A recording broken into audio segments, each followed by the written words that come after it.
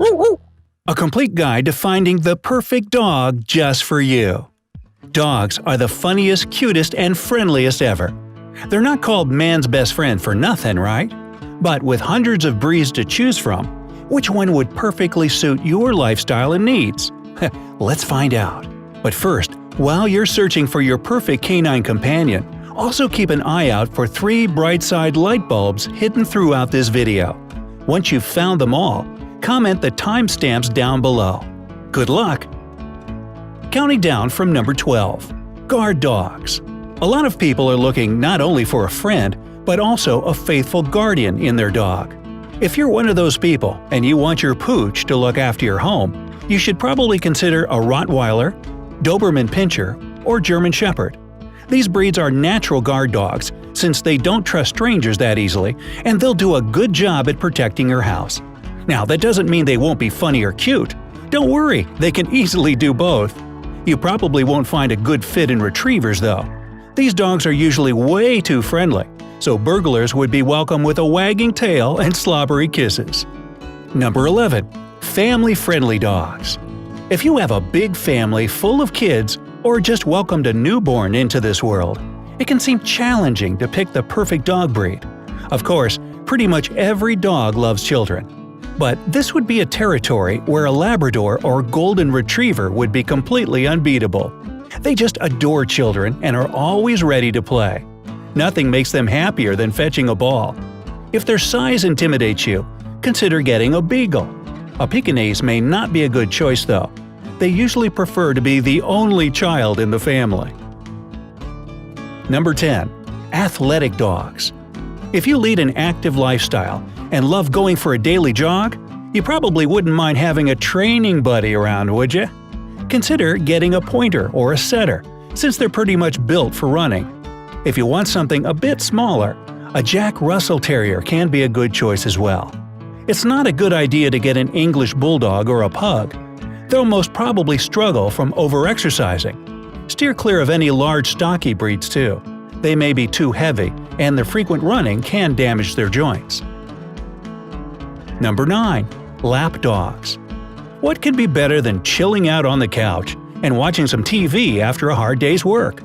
If you're looking for a furry cuddle buddy who will always be happy to laze around on the sofa with you, a French Bulldog or a Maltese is your perfect fit. They'll always be by your side, or on your lap, whenever you're reading a nice book or watching your favorite TV show.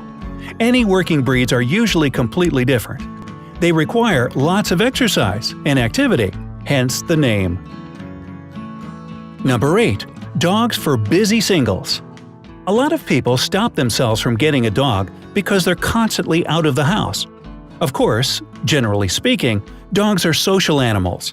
But still, some breeds deal with being home alone better than others. If this describes your lifestyle, think about getting a Shar-Pei or a Basset Hound. Retrievers and Collies, on the other hand, aren't a good fit for you because they like and require constant socializing. And don't forget that any dog needs love and attention. You shouldn't get one if you won't be able to spend at least some time with your buddy. Maybe you should get a cat. Most of the cats I know could care less if you're around or not, but that's just me. You haven't forgotten about the light bulbs, have you? Keep looking. Number 7. Dogs for seniors. Freshmen and sophomores get their own breeds. If you're retired and have decided to welcome a dog into your home, a good option for you would be a Boston Terrier, a Pug, or a Cavalier King Charles Spaniel. Boy, that's a name. They're affectionate and playful without requiring lots of exercise. Large dogs, however, can be a little tricky sometimes. They're mostly active and need a lot of attention and a sufficient amount of exercise. Number 6. Dogs for an apartment. Now, if you're living in an apartment, there are certain dog breeds that will suit you a bit more than others. Surprisingly, the size doesn't always matter here. It's about the dog's temperament. If the dog is small, it doesn't necessarily mean it'll be happy living in a smaller space. Consider getting a Yorkshire Terrier or a Bulldog. If you're interested in Chihuahuas, you might want to think twice here. These dogs are tiny but very active. Number 5. Dogs for multi-pet households. If you already have pets at home, Getting another one is pretty challenging and potentially dangerous. You have to choose the breed carefully, since you surely want all your pets to get along. Retrievers, collies, and spaniels are always happy to have company to play with, so they'll likely make a great match with your other pets. Terriers, or breeds typically used in dogfighting, can sometimes be a bit complicated. Without a doubt, they have beautiful personalities, but unfortunately, fighter dogs were bred to be aggressive and competitive. It's simply in their nature. Number 4. Dogs that do well in hot climates. Most of us love summer, but not all dogs will agree. If you live in a place where it's hot most of the year, you should think carefully about which dog to get.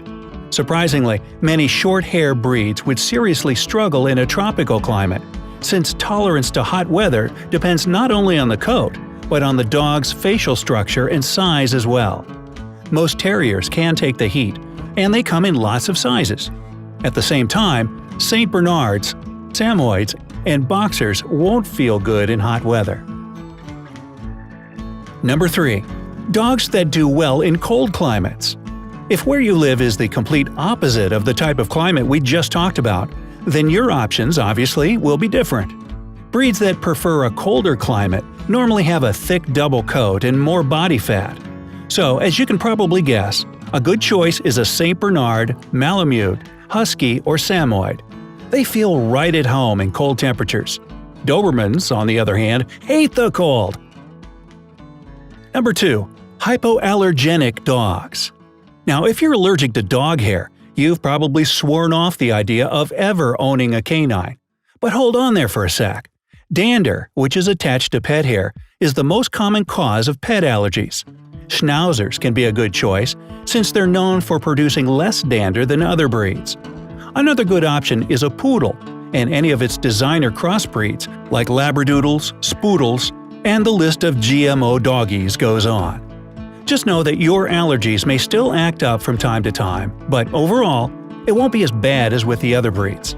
German Shepherds aren't a good breed for you due to their dry skin, which results in a lot of dander buildup. The same goes for long-haired breeds as well. Or you can always get the dog you want and then just double down on the allergy medicine, like I did. Number 1. Dogs for a newbie. Getting a dog for the first time ever is both exciting and nerve-wracking. There are so many breeds to choose from, and they're all so cute and adorable. If you're new to the dog-owning world, then a Labrador, Border Collie, or Poodle will be perfect for you. These breeds are very intelligent, relatively easy to train, and they're not stubborn. Schnauzers and Terriers require a bit more patience though, but they're still great choices. The best thing to do is find a good shelter in your area. Make sure to mention you're a newbie so that they can find you the best fit. And next thing you know, you'll be coming home with a lucky dog that'll surely become your most loyal friend. Hey, here's my dog. Meet Riley. And here's Riley and his best friend, Olive the cat. They even sleep together. This, of course, breaks all kinds of rules in most of the world regarding pet fraternization, but hey, we just can't keep them apart. So, do you already have a dog, or are you considering getting one? Tell us in the comment section below. And have you already left a comment with the timestamps of our 3 well-hidden light bulbs? We hope so. Don't forget to give this video a thumbs up, share it with your friends, and subscribe to our channel if you want to stay on the bright side of life with us. See you soon!